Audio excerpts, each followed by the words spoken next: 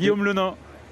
Ah, Oui, qui est présent. Bah eh oui, oui, c'est qui est tout près de président. la maison là. Il est présent, il est tout. Ah oui, ça fait vraiment plaisir. C'est un jeune garçon qui est très très bosseur pour Charles Moitié que l'on salue également. Alors je ne l'ai pas vu, il est là, Guillaume Lenain. Il est tout sourire. C'est monsieur le président maintenant, hein. Voilà, donc il y en a deux présidents. Il y a président Macron et président Lenain. Et moi j'ai eu ce privilège de lui serrer la main. Donc bravo à lui en tout cas. Et on attend Clément Duval-Destin. Ah, qui fait Et souvent pendant des ce temps, longues je sais pas si, récupérations, ouais. Si vous l'entendez, mais la musique commence à apparaître, la pression monte là, pas seulement au bar, mais dans les têtes aussi. Bon, changement de drive pour vous Attention. demain alors ou pas? Non, pas du tout, ça va pas, non. 3-7-9-5, Lima Marie a très bien couru, hein, Oui. Kevin. Belle fin de course, préservée, 4e rang côté corps. D'ailleurs, on revoit le dernier kilomètre et vraiment son accélération a été assez intéressante pour conclure. Je vous conseille de suivre Laura de Crépin, hein, c'est la casaque violette avec les manches et la toque rose qui est 4e à cet instant précis. Et également Paul Ploquin à l'extérieur avec Lisbonne Dry, casaque verte. Et Laura de Crépin, regardez là, qui s'apprête à se décaler. Elle est dans le dos de la future lauréate et là, elle va se désaxer. 16-7. Les mâles 16-6 et les femelles 16-7 avec une configuration de course où j'ai l'impression qu'on a été seulement vite dans les 600-700 derniers mètres dans cette dernière course. Et Lisbonne Dry, regardez, qui s'est vraiment cherché dans ses allures à l'entrée de la phase finale et qui va réapparaître là en terminant assez bien son parcours à l'extérieur. Là, c'est la casaque verte. Elle a vraiment bricolé. Celle-là, elle cherche sa course, hein. Bah oui, mais le problème, c'est que quand les autres ont cette faculté de changer de vitesse et d'accélérer, eh bien elle se cherche et bah, il faut assurer au maximum. Mais derrière, c'était bien en retrait. Les oreilles bouchées, hein, pour Liberté du Goutier. Plaqué des 4 pour la première fois aujourd'hui.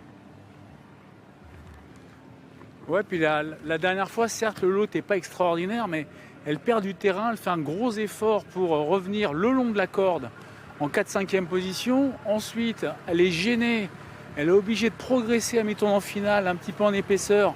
Et regardez bien dans les 100 derniers mètres, elle s'est bien allongée. Donc voilà, la façon en tout cas était vraiment prometteuse. Et moi j'ai l'impression que Clément il a assuré pendant tout le parcours. Bon, elle était plaquée je crois pour la première fois aujourd'hui, hein. C'est ça, exactement. Les origines parlent vois ça en d'elles-mêmes, compte. hein, pour cette Liberté du Goutier, une fille de Prodigious et de Candidatou qui avait avoisiné les 300 000 € de gains en carrière.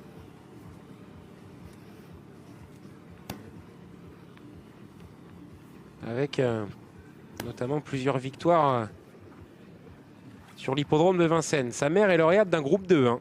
C'était en 2017.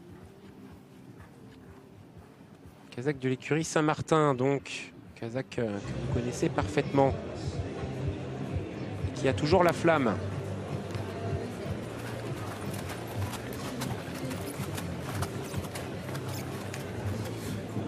Voilà, hop.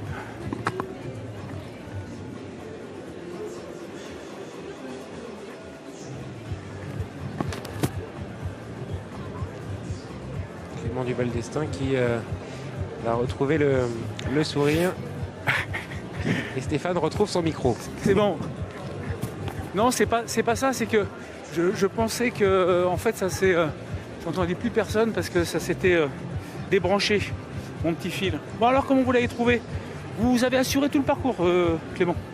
Ouais, c'est un peu ça. En débutant, on m'avait embêté, m'avait fait une grosse faute au départ et après elle avait fini honorablement 2e. Donc là j'ai assuré un petit peu ma volte. Et puis après je me suis pas trop intéressé à la course, je l'ai laissé un petit peu bien s'échauffer. Tout en progression. Voilà, et puis après je me suis vraiment intéressé à mes lignes d'en face.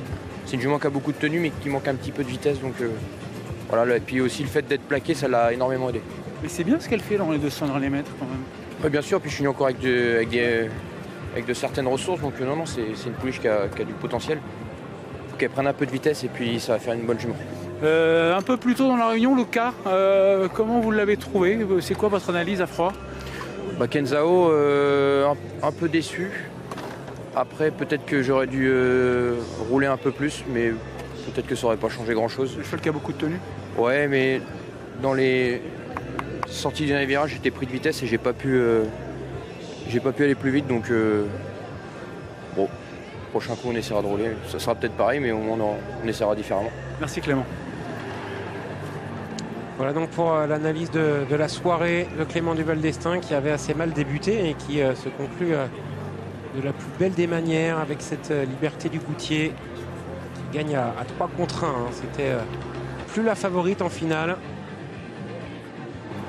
Donc Lima Marie, le numéro 7, est bien deuxième, qui améliore encore ses récents classements. Chouette pouliche qui est estimé par Giuseppe Taddei. Surprise avec Luna Bianca, le numéro 9 au 3e rang, à 12 contre 1. Elle qui a été préservée le long de la corde. Lady Angel a un peu moins bien fini par rapport à ses rivales. Avec Benjamin Rochard, elle n'a pas eu le punch nécessaire pour venir prendre sa place sur le podium. Et Lady Day, comment elle court derrière? Elle est pas partie très très vite. Est-ce qu'elle fait parce que c'est une grande jument qui va certainement s'améliorer. Ouais, elle est 7e. Non, franchement, elle a été assez vite battue. D'accord. Je préfère 100 fois, en tous les cas, sur l'impression visuelle, le numéro 2, Laura Crépin, et les Spawn Bright, qui sont, à mon sens, les deux pouliches à racheter et celles qui ne participent pas à l'arrivée à retenir en priorité. Laura de Crépin, elle a fait la faute?